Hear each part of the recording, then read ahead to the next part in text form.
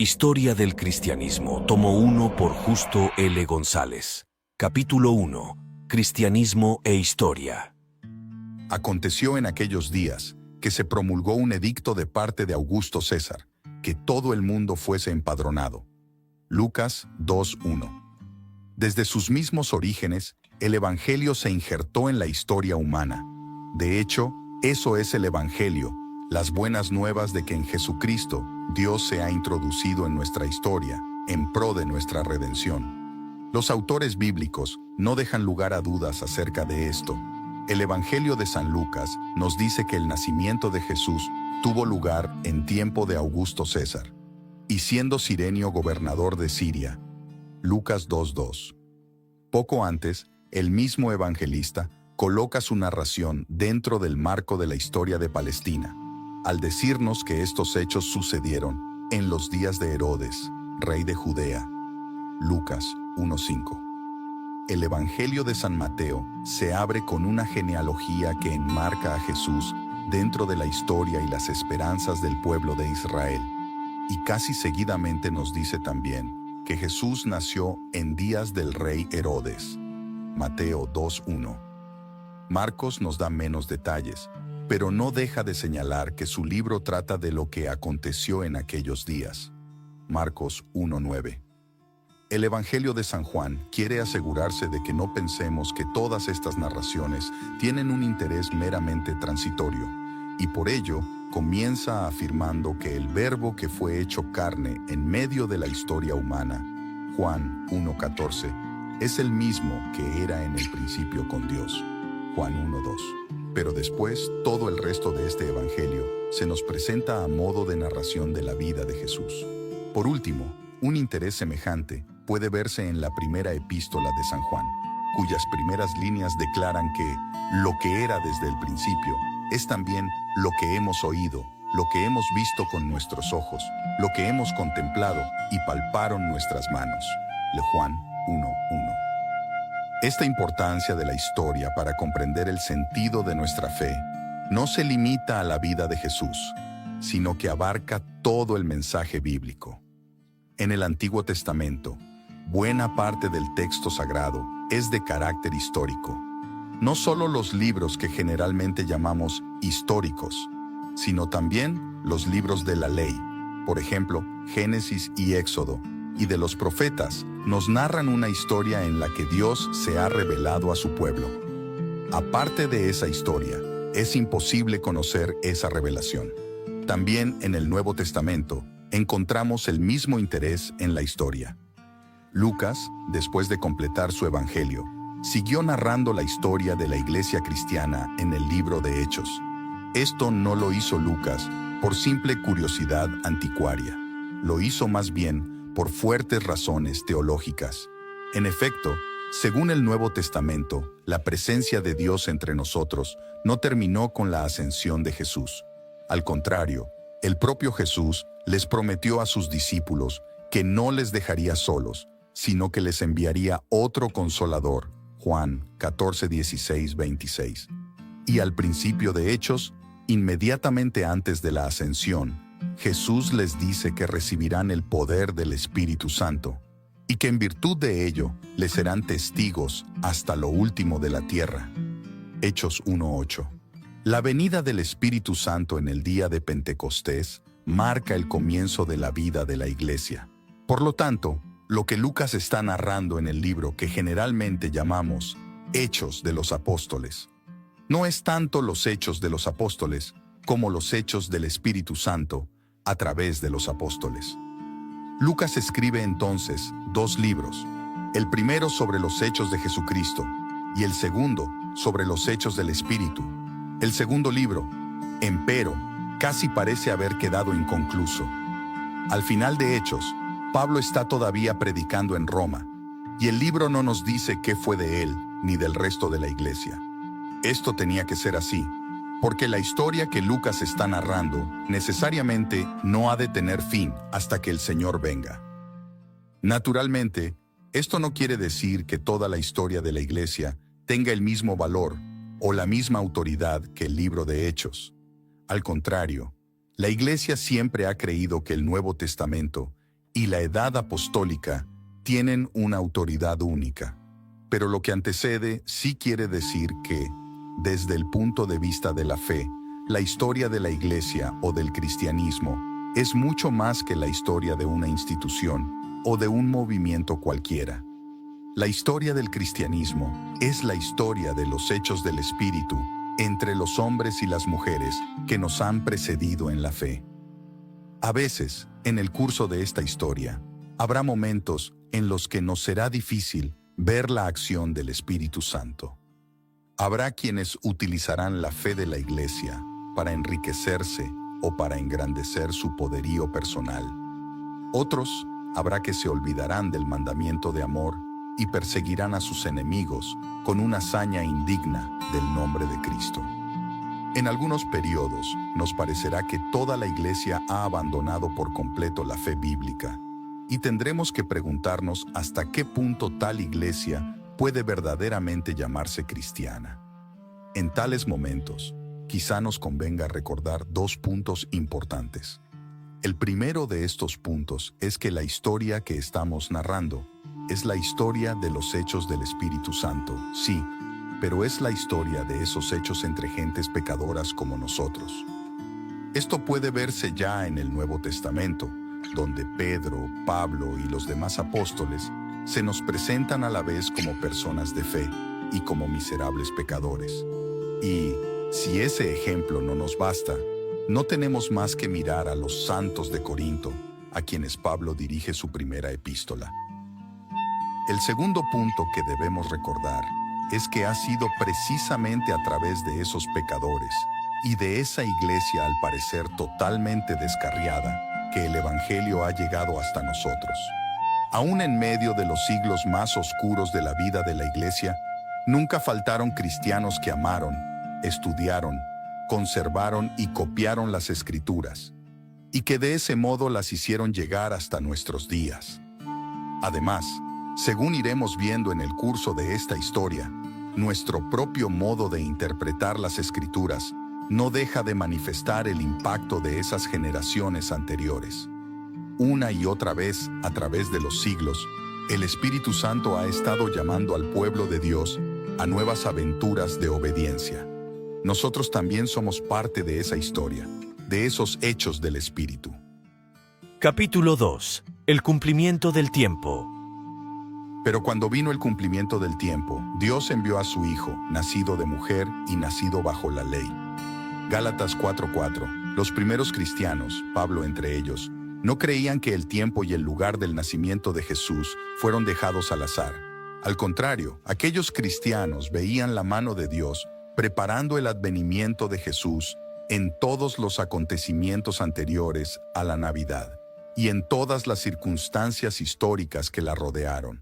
Lo mismo puede decirse del nacimiento de la Iglesia, que es el resultado de la obra de Jesús. Dios había preparado el camino para que los discípulos, una vez recibido el poder del Espíritu Santo, pudieran serle testigos en Jerusalén, en toda Judea, en Samaria y hasta lo último de la tierra. Hechos 1:8. Por lo tanto, la Iglesia nunca fue una comunidad desprovista de todo contacto con el mundo exterior. Los primeros cristianos eran judíos del siglo I, y fue como judíos del siglo I que escucharon y recibieron el Evangelio. Después la nueva fe se fue propagando, tanto entre los judíos que vivían fuera de Palestina, como entre los gentiles que vivían en el Imperio Romano y aún fuera de él. En consecuencia, a fin de comprender la historia de la Iglesia en sus primeros siglos, debemos primero echar una ojeada hacia el mundo en que esa Iglesia se desenvolvió. El judaísmo en Palestina. Palestina, la región en donde el cristianismo dio sus primeros pasos, ha sido siempre una tierra sufrida. En tiempos antiguos, esto se debió principalmente a su posición geográfica, que la colocaba en la encrucijada de las dos grandes rutas comerciales que unían al Egipto con Mesopotamia y a Arabia con Asia Menor. A través de toda la historia del Antiguo Testamento, esta estrecha faja de terreno se vio codiciada e invadida, unas veces por el Egipto y otras por los grandes imperios que surgieron en la región de Mesopotamia y Persia. En el siglo IV a.C., con Alejandro y sus huestes macedonias, un nuevo contendiente entró en la arena. Al derrotar a los persas, Alejandro se hizo dueño de Palestina. Alejandro murió en el año 323 a.C., y siguieron entonces largos años de inestabilidad política. La dinastía de los Ptolomeos, fundada por uno de los generales de Alejandro, se posesionó del Egipto, mientras que los Seleucos, de semejante origen, se hicieron dueños de Siria. De nuevo, Palestina resultó ser la manzana de la discordia en las luchas entre los Ptolomeos y los Seleucos. Las conquistas de Alejandro habían tenido una base ideológica. El propósito de Alejandro no era sencillamente conquistar el mundo, sino unir a toda la humanidad bajo una misma civilización de tonalidad marcadamente griega. El resultado de esto fue el helenismo, que tendía a combinar elementos puramente griegos con otros tomados de las diversas civilizaciones conquistadas. Aunque el carácter preciso del helenismo varió de región en región, en términos generales le dio a la cuenca oriental del Mediterráneo una unidad que sirvió primero a la expansión del Imperio Romano y después a la predicación del Evangelio. Pero para los judíos el helenismo no era una bendición, puesto que parte de la ideología helenista consistía en equiparar y confundir los dioses de diversos pueblos. Los judíos veían en el helenismo una seria amenaza a la fe en el Dios único de Israel. Por ello, la historia de Palestina, desde la conquista de Alejandro hasta la destrucción de Jerusalén en el año 70 de Cristo, puede verse como el conflicto constante entre las presiones del helenismo por una parte y la fidelidad de los judíos a su Dios y sus tradiciones por otra. El punto culminante de esa lucha fue la rebelión de los macabeos. Primero el sacerdote Matatías y después sus tres hijos Jonatán, Judas y Simeón se rebelaron contra el helenismo de los seleucos, que pretendía imponer dioses paganos entre los judíos. El movimiento tuvo cierto éxito, pero ya Juan Hircano, el hijo de Simeón Macabeo, comenzó a amoldarse a las costumbres de los pueblos circundantes y a favorecer las tendencias helenistas. Cuando algunos de los judíos más estrictos se opusieron a esta política, se desató la persecución. Por fin, en el año 63 a.C., el romano Pompeyo conquistó el país y depuso al último de los macabeos, Aristóbulo II. La política de los romanos era por lo general tolerante hacia la religión y las costumbres de los pueblos conquistados. Poco tiempo después de la deposición de Aristóbulo, los romanos les devolvieron a los descendientes de los macabeos cierta medida de autoridad, dándoles los títulos de sumo sacerdote y de etnarca. Herodes, nombrado rey de Judea por los romanos en el año 40 a.C., fue el último gobernante con cierta ascendencia macabea, pues su esposa era de ese linaje. Pero aún la tolerancia romana no podía comprender la obstinación de los judíos, que insistían en rendirle culto solo a su Dios, y que se rebelaban ante la menor amenaza contra su fe. Herodes hizo todo lo posible por introducir el helenismo en el país. Con ese propósito hizo construir templos en honor de Roma y de Augusto, en Samaria y en Cesarea. Pero cuando se atrevió a hacer colocar un águila de oro sobre la entrada del templo, los judíos se sublevaron y Herodes tuvo que recurrir a la violencia. Sus sucesores siguieron la misma política helenizante, haciendo construir nuevas ciudades de estilo helenista y trayendo gentiles a vivir en ellas. Por esta razón, las rebeliones se sucedieron casi ininterrumpidamente. Jesús era niño cuando los judíos se rebelaron contra el etnarca Arquelao, quien tuvo que recurrir a las tropas romanas. Esas tropas, al mando del general Varo, destruyeron la ciudad de Séforis, capital de Galilea y vecina de Nazaret, y crucificaron a 2000 judíos. Es a esta rebelión que se refiere Gamaliel al decir que se levantó Judas el Galileo en los días del censo y llevó en pos de sí a mucho pueblo. Hechos 5:37. El partido de los celotes, que se oponía tenazmente al régimen romano, siguió existiendo aún después de las atrocidades de Varo, y jugó un papel importante en la gran rebelión que estalló en el año 66 d.C.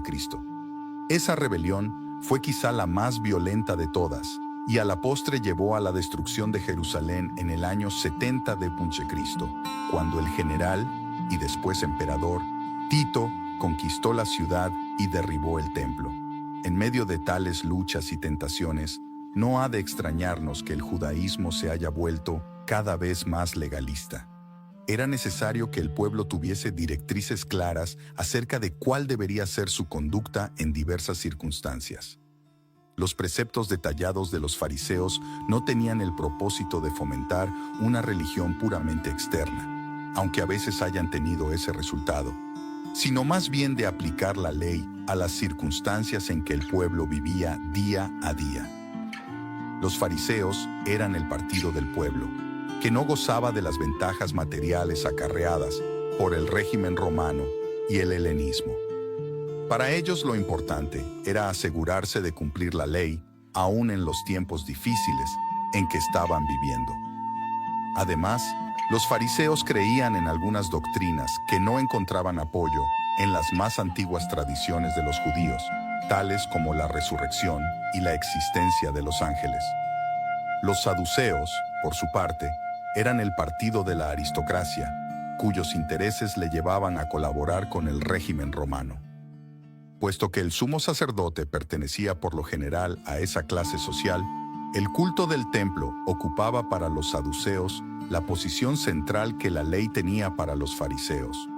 Además, aristócratas y conservadores como eran, los saduceos rechazaban las doctrinas de la resurrección y de la existencia de los ángeles, que según ellos eran meras innovaciones. Por lo tanto, debemos cuidarnos de no exagerar la oposición de Jesús y de los primeros cristianos al partido de los fariseos. De hecho, casi todos ellos estaban más cerca de los fariseos que de los saduceos. La razón por la que Jesús les criticó no es entonces que hayan sido malos judíos, sino que en su afán de cumplir la ley al pie de la letra, se olvidaban a veces de los seres humanos para quienes la ley fue dada. Además de estos partidos, que ocupaban el centro de la escena religiosa, había otras sectas y bandos en el judaísmo del siglo I. Ya hemos mencionado a los celotes, los esenios, a quienes muchos autores atribuyen los famosos rollos del Mar Muerto. Eran un grupo de ideas puristas que se apartaba de todo contacto con el mundo de los gentiles, a fin de mantener su pureza ritual. Según el historiador judío Josefo, estos esenios sostenían, además de las doctrinas tradicionales del judaísmo, ciertas doctrinas secretas que les estaban vedados revelar a quienes no eran miembros de su secta. Por otra parte, toda esta diversidad de tendencias, partidos y sectas no ha de eclipsar dos puntos fundamentales que todos los judíos sostenían en común: el monoteísmo ético y la esperanza escatológica. El monoteísmo ético sostenía que hay un solo Dios y que este Dios requiere, aún más que el culto apropiado, la justicia entre los seres humanos. Los diversos partidos podían estar en desacuerdo con respecto a lo que esa justicia quería decir en términos concretos. Pero en cuanto a la necesidad de honrar al Dios único con la vida toda concordaban. La esperanza escatológica era la otra nota común de la fe de Israel.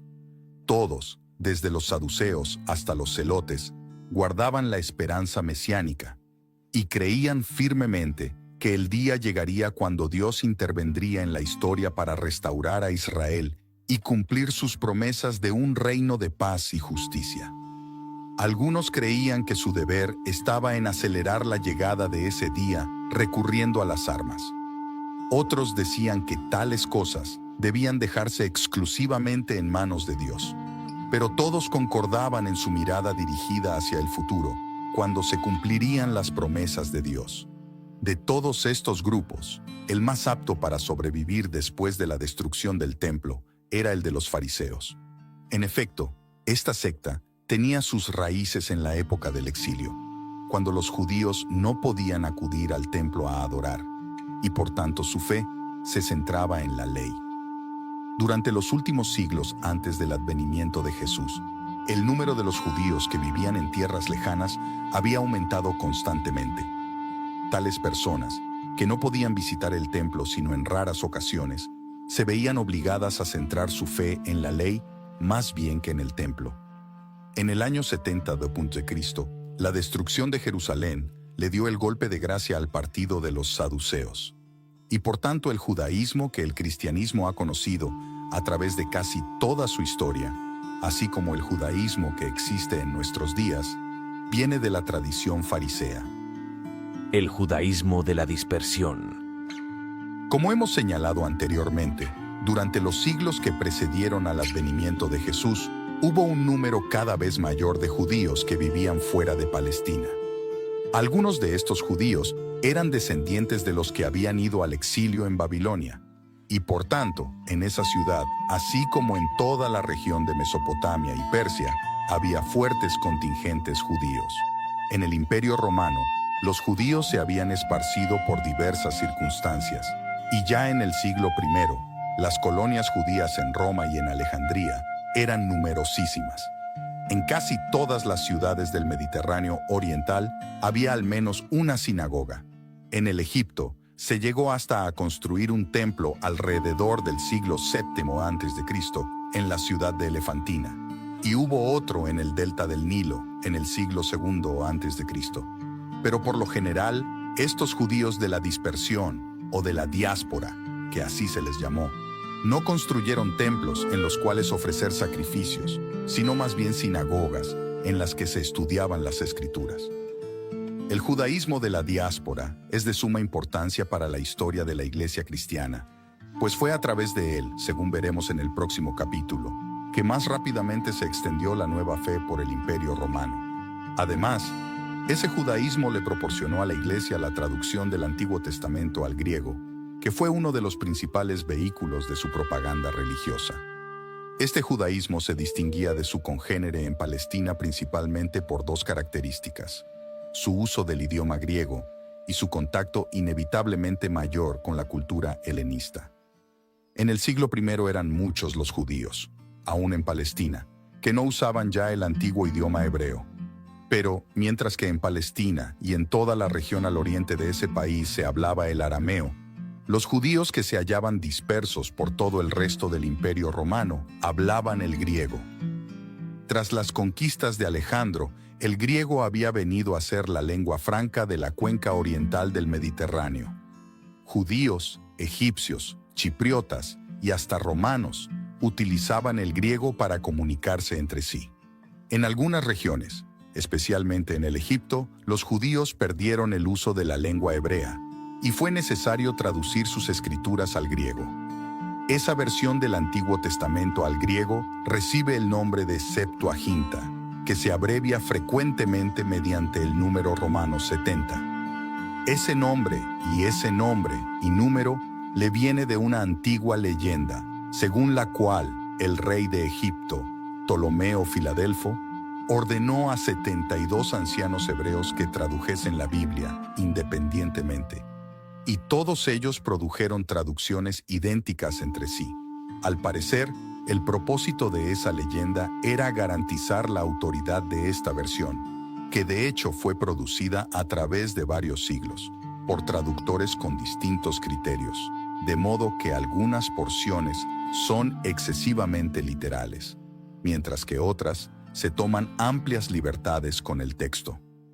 En todo caso, la importancia de la Septuaginta fue enorme para la primitiva iglesia cristiana. Esta es la Biblia que cita la mayoría de los autores del Nuevo Testamento y ejerció una influencia indudable sobre la formación del vocabulario cristiano de los primeros siglos. Además, cuando aquellos primeros creyentes se derramaron por todo el imperio con el mensaje del Evangelio, encontraron en la Septuaginta un instrumento útil para su propaganda. De hecho, el uso que los cristianos hicieron de la Septuaginta fue tal y tan efectivo que los judíos se vieron obligados a producir nuevas versiones, como la de Aquila, y a dejar a los cristianos en posesión de la Septuaginta. La otra marca distintiva del judaísmo de la dispersión fue su inevitable contacto con la cultura helenista. En cierto sentido, podría decirse que la Septuaginta es también resultado de esta situación. En todo caso, resulta claro que los judíos de la dispersión no podían sustraerse al contacto con los gentiles, como podían hacerlo en cierta medida sus correligionarios de Palestina. Los judíos de la dispersión se veían obligados en consecuencia a defender su fe a cada paso frente a aquellas gentes de cultura helenista, para quienes la fe de Israel resultaba ridícula, anticuada o ininteligible. Frente a esta situación, y especialmente en la ciudad de Alejandría, surgió entre los judíos un movimiento que trataba de mostrar la compatibilidad entre lo mejor de la cultura helenista y la religión hebrea. Ya en el siglo III a.C., Demetrio narró la historia de los reyes de Judá siguiendo los patrones de la historiografía pagana. Pero fue en la persona de Filón de Alejandría, contemporáneo de Jesús, que este movimiento alcanzó su cumbre, puesto que los argumentos de Filón, u otros muy parecidos, fueron utilizados después por algunos cristianos en la propia ciudad de Alejandría. Vale la pena resumirlos aquí. Lo que Filón intenta hacer es mostrar la compatibilidad entre la filosofía platónica y las escrituras hebreas. Según él, puesto que los filósofos griegos eran personas cultas y las escrituras hebreas son anteriores a ellos, es de suponerse que cualquier concordancia entre ambos se debe a que los griegos copiaron de los judíos y no viceversa. Y entonces Filón procede a mostrar esa concordancia interpretando el Antiguo Testamento como una serie de alegorías que señalan hacia las mismas verdades eternas a que los filósofos se refieren de manera más literal.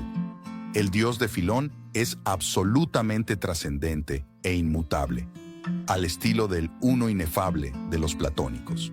Por tanto, para relacionarse con este mundo de realidades transitorias y mutables, ese Dios hace uso de un ser intermedio, al que Filón da el nombre de Logos, es decir, verbo o razón. Este Logos, además de ser el intermediario entre Dios y la creación, es la razón que existe en todo el universo y de la que la mente humana participa. En otras palabras, es este Logos lo que hace que el universo pueda ser comprendido por la mente humana. Algunos pensadores cristianos adoptaron estas ideas propuestas por Filón con todas sus ventajas y sus peligros. Como vemos, en su dispersión por todo el mundo romano, en su traducción de la Biblia y aún en sus intentos de dialogar con la cultura helenista, el judaísmo había preparado el camino para el advenimiento y la diseminación de la fe cristiana. El mundo grecorromano. Empero, en esa diseminación, la nueva fe tuvo que abrirse paso a través de situaciones políticas y culturales que unas veces le abrieron camino y otras le sirvieron de obstáculo. A fin de comprender la vida cristiana en esos primeros siglos, debemos detenernos a exponer, siquiera en breves rasgos, esas circunstancias políticas y culturales. El Imperio Romano le había dado a la cuenca del Mediterráneo una unidad política nunca antes vista. La política del imperio fue fomentar la mayor uniformidad posible, sin hacer excesiva violencia a las costumbres de cada región. Esta había sido también antes la política de Alejandro. En ambos casos, su éxito fue notable, pues poco a poco se fue creando una base común que perdura hasta nuestros días. Esa base común, tanto en lo político como en lo cultural, fue de enorme importancia para el cristianismo de los primeros siglos. La unidad política de la cuenca del Mediterráneo les permitió a los primeros cristianos viajar de un lugar a otro sin temor de verse envueltos en guerras o asaltos. De hecho, al leer acerca de los viajes de Pablo, vemos que el gran peligro de la navegación en esa época era el mal tiempo. Unos siglos antes, los piratas que infestaban el Mediterráneo eran de temerse mucho más que cualquier tempestad. Los caminos romanos, que unían hasta las más distantes provincias, y algunos de los cuales existen todavía, no fueron ajenos a las plantas de los cristianos que iban de un lugar a otro, llevando el mensaje de la redención en Jesucristo. puesto que el comercio florecía, las gentes iban de un lugar a otro, y así el cristianismo llegó frecuentemente a alguna nueva región, no llevado por misioneros o por predicadores itinerantes, sino por mercaderes, esclavos y otras personas que por diversas razones se veían obligadas a viajar. En este sentido, las condiciones políticas de la época fueron beneficiosas para la diseminación de la nueva fe. Pero hubo también otros aspectos de esa situación que sirvieron de reto y amenaza a los primeros cristianos, puesto que el imperio intentaba lograr la mayor uniformidad posible entre sus súbditos de diversos orígenes. Parte de la política imperial consistía en fomentar la uniformidad religiosa. Esto se hacía mediante el sincretismo y el culto al emperador. El sincretismo, que consiste en la mezcla indiscriminada de religiones, fue característica de la cuenca del Mediterráneo a partir del siglo III a.C. Dentro de ciertos límites, Roma lo impulsó, pues el imperio tenía interés en que sus diversos súbditos pensaran que, aunque sus dioses tenían distintos nombres y atributos, en fin de cuentas, eran todos los mismos dioses. Al panteón romano se fueron añadiendo dioses provenientes de las más diversas regiones. La palabra panteón quiere decir precisamente templo de todos los dioses. Por los mismos caminos por los que transitaban los mercaderes y misioneros cristianos, transitaban también gentes de muy variadas religiones, y todas esas religiones se entremezclaban y confundían en las plazas y los foros de las ciudades. El sincretismo era la moda religiosa de la época. En tal ambiente, tanto los judíos como los cristianos parecían ser gentes intransigentes, que insistían en su Dios único y distinto de todos los demás dioses. Por esta razón, muchos veían en el judaísmo y en el cristianismo un quiste que debía ser extirpado de la sociedad romana. Pero fue el culto al emperador el punto neurálgico que desató la persecución. Muchas veces esas persecuciones tenían características políticas, pues el culto al emperador era uno de los medios que Roma utilizaba para fomentar la unidad y la lealtad de su imperio. Negarse a rendir ese culto era visto como señal de traición, o al menos de deslealtad. Luego, no son pocos los casos en que resulta claro que, al mismo tiempo que un mártir moría por su fe, quien le condenaba lo hacía impulsado por sentimientos de lealtad política. Por otra parte, el sincretismo de la época también se manifestaba en lo que los historiadores de hoy llaman religiones de misterio, o sencillamente misterios. Estas religiones no centraban su fe en los viejos dioses del Olimpo, Zeus, Poseidón, Afrodita, etc., sino en otros dioses de carácter más personal. En los siglos anteriores, antes que se desatara el espíritu sincretista y cosmopolita, cada cual era devoto de los dioses del país en que había nacido.